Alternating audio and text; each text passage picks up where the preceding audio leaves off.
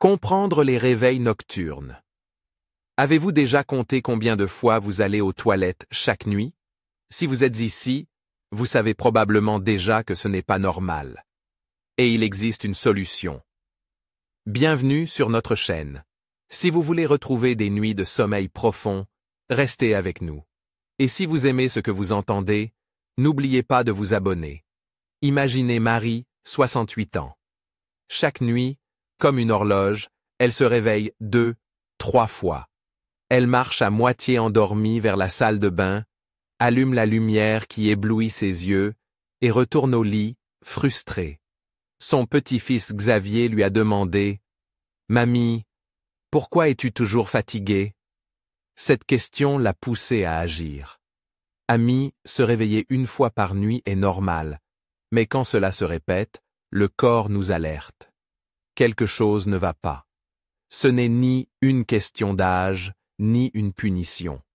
La vessie, les reins, ou même la glycémie peuvent être en cause. Je sais, cela semble inquiétant, mais identifier la cause est la première étape pour y remédier. Voici la clé. Ne négligez pas la fréquence. Notez pendant 3 jours à quelle heure vous vous levez, combien de liquide vous buvez avant de dormir, et si vous prenez des diurétiques. Ces simples données donneront des indices précieux à votre médecin. Dans le prochain bloc, nous explorerons les raisons médicales. Mais aujourd'hui, commencez par observer. Marie l'a fait, et aujourd'hui, elle dort sans interruption. Vous le pouvez aussi. Cause médicale possible. Diabète, infection et plus. Imaginez Antoine, 72 ans. Chaque nuit entre 2 heures et 4 heures du matin, il se lève 3 fois d'affilée. Il pensait d'abord, c'est la prostate, comme tous les hommes de mon âge. Mais sa fille Hélène a remarqué autre chose, soif constante, fatigue en montant les escaliers. Un matin, après un étourdissement, ils ont consulté un médecin, diagnostic, diabète de type 2. Amis, lorsque les réveils nocturnes s'accompagnent de soif excessive ou de vision floue, un taux de sucre élevé pourrait endommager les reins. L'hyperglycémie force le corps à éliminer des liquides pour compenser, remplissant la vessie. Mais ce n'est pas la seule cause médicale. Les infections urinaires sont une autre raison fréquente, surtout chez les femmes. Brûlures en urinant, urine trouble, des symptômes souvent attribués à un rhume de la vessie, mais sans traitement, ils peuvent s'aggraver. Chez les hommes, une prostate hypertrophiée réduit le flux, laissant une sensation de vidange incomplète. Attention au cœur. Si les jambes gonflent le jour, la nuit, les reins travaillent à éliminer ce liquide accumulé. Les médicaments comme les diurétiques ou certains antihypertenseurs ont aussi un rôle. Que faire? D'abord, vérifiez les symptômes associés. Si, comme Antoine, vous notez une soif constante ou une perte de poids inexplicable, demandez une analyse de glycémie à jeun. Pour les infections, un examen d'urine suffit. Les hommes doivent contrôler leur prostate annuellement après 50 ans. Marie, du bloc précédent, a montré son journal de symptômes à l'urologue. Antoine a utilisé ses notes pour illustrer ses horaires de miction. Avec ces données, son traitement contre le diabète a été ajusté. Amélioration en 2 semaines. Souvenez-vous, aucune cause médicale ne se résout en l'ignorant. Un dépistage précoce évite des complications. Dans le prochain chapitre, nous parlerons des habitudes quotidiennes qui augmentent les visites aux toilettes. Mais aujourd'hui, je vous invite à examiner vos symptômes avec le même courage qu'Antoine et Marie. Votre repos le mérite. Facteurs non médicaux, liquides, médicaments et habitudes. Imaginez Monsieur Louis, 70 ans. Chaque nuit, après dîner, sa soupe préférée et 2 tasses de thé, il regarde la télé jusqu'à 23 heures. À 3 heures du matin, comme toujours, il se lève pour aller aux toilettes. Son épouse Rose lui dit « Louis, pourquoi ne pas essayer de boire moins de thé ?» Il répond « Mais ce n'est que 2 tasses. » Ami, Parfois la réponse se cache dans le quotidien. Les liquides avant de dormir, bien qu'inoffensifs en apparence, remplissent la vessie. Une tasse de thé, un verre d'eau, même les soupes ou les fruits juteux, comme la pastèque, agissent comme des diurétiques naturels. Le corps, sage, traite ces liquides, mais en pleine nuit. Les médicaments jouent aussi un rôle. Pilules pour la tension, anti-inflammatoires ou suppléments contenant de la caféine peuvent augmenter la miction sans que nous le remarquions. Monsieur Louis prenait un diurétique prescrit à 19 heures, juste avec le dîner. En ajustant l'horaire à 15 heures, sa vessie cessa de se remplir la nuit. Les habitudes comptent plus qu'on ne le croit. Dîner tard, utiliser des écrans jusqu'à tard, retardant le sommeil profond, ou consommer de l'alcool, qui relâche la vessie, crée un cycle sans fin.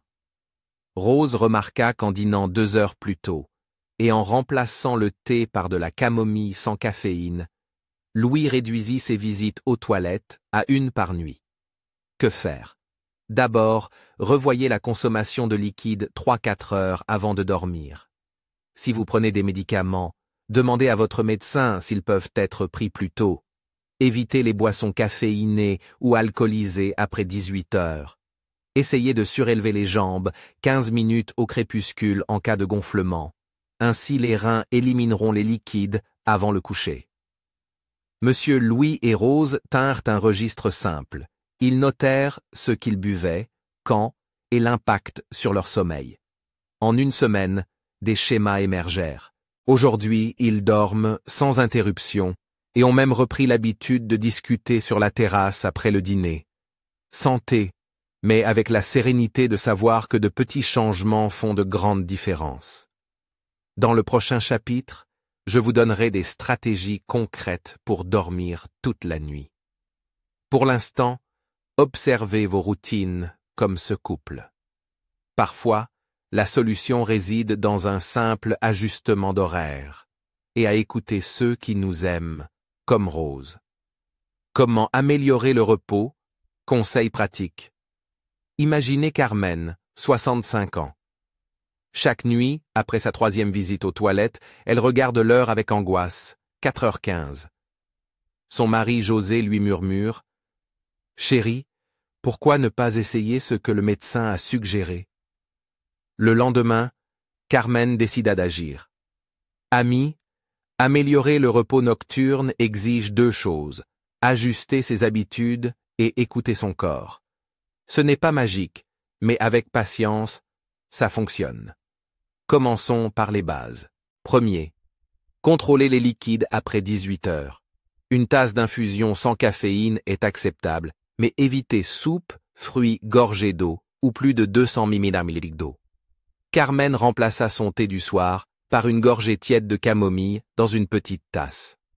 Deuxième, si vous prenez des diurétiques ou des médicaments pour la tension, coordonnez les horaires avec votre médecin. Les prendre avant 15 heures permet à l'effet diurétique de survenir de jour.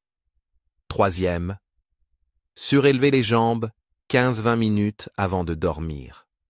En cas de gonflement des chevilles, ce geste simple aide les reins à éliminer les liquides accumulés. Carmen le fait en regardant les infos, les pieds sur un coussin ferme. Quatrième, dîner léger et 2 heures avant de vous coucher.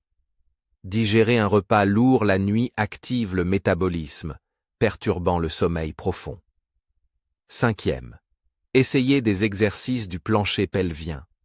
Assise sur une chaise, contractez les muscles comme pour retenir l'urine, maintenez 5 secondes, répétez 10 fois. Renforcer cette zone améliore le contrôle de la vessie. Carmen s'exerce en attendant le bus. Sixième, gardez la chambre sombre et fraîche. Si vous devez vous lever, utilisez une lumière tamisée dans le couloir. La lumière vive désactive la mélatonine, rendant le retour au sommeil difficile. José installa une petite LED rouge près du lit, suffisant pour voir sans perturber le repos. Enfin, si vous vous réveillez, ne regardez pas l'heure. L'anxiété liée au temps restant aggrave l'insomnie.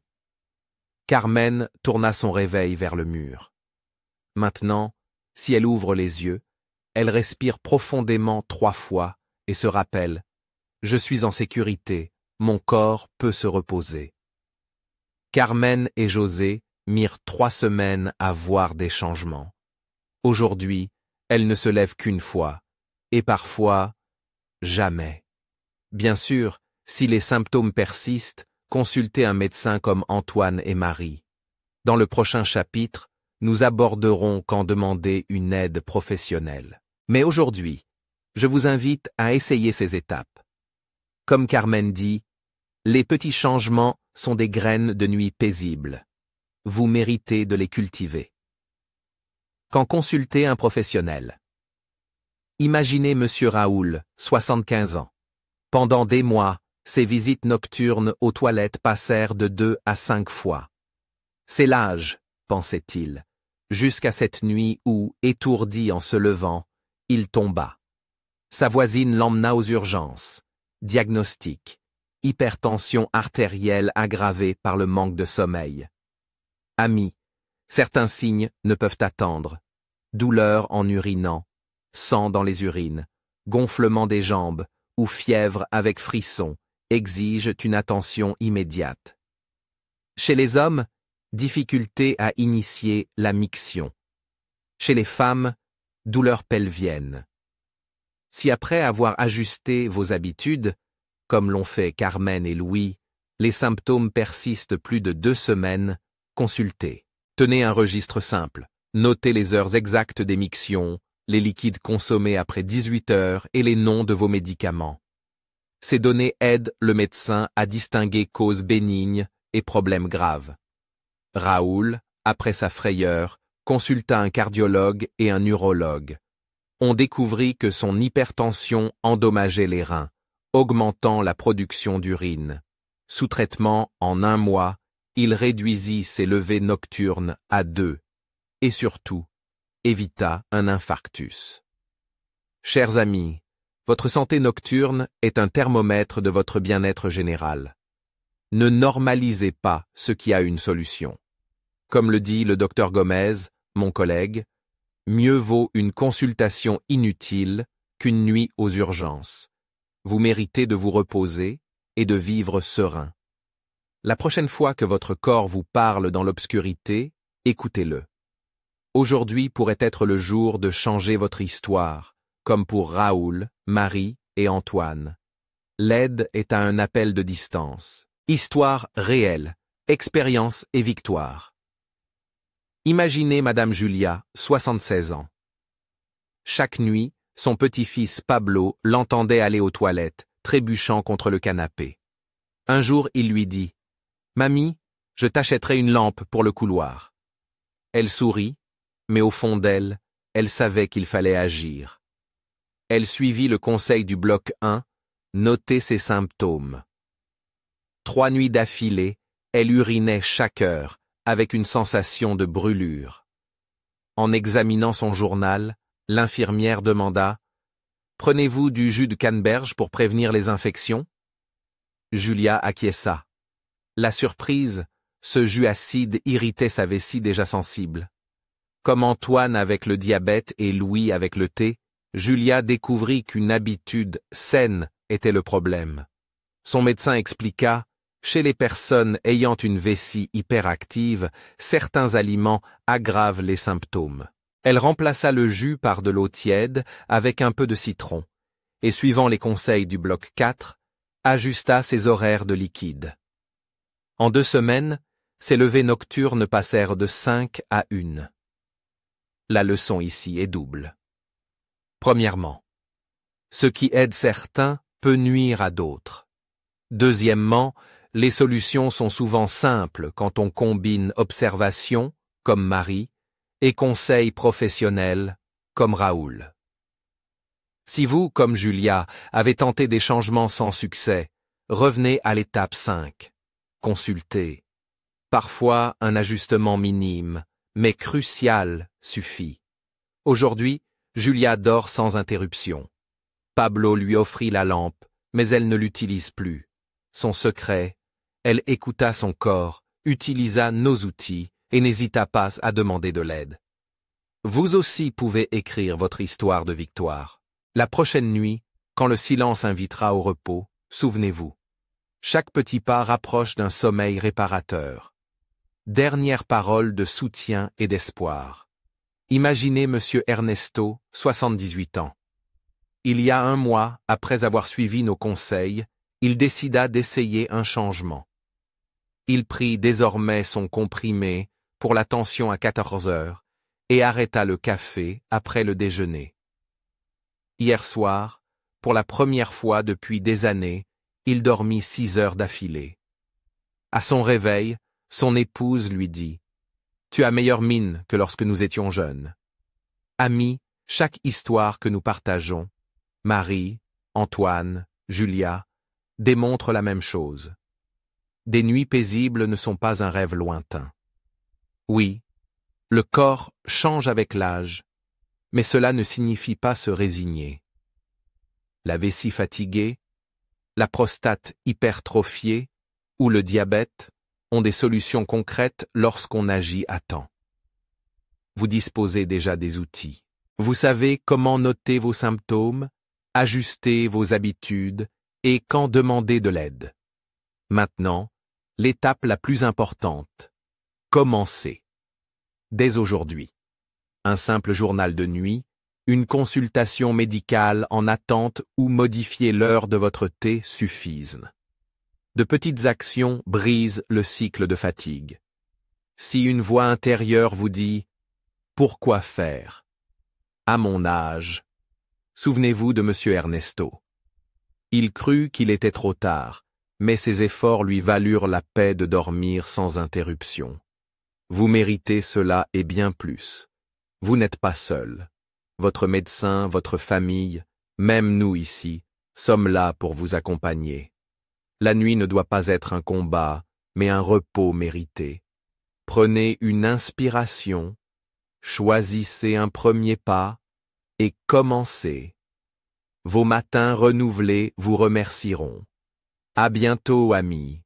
Que chaque aube trouve votre corps reposé et votre cœur rempli d'espoir. En avant.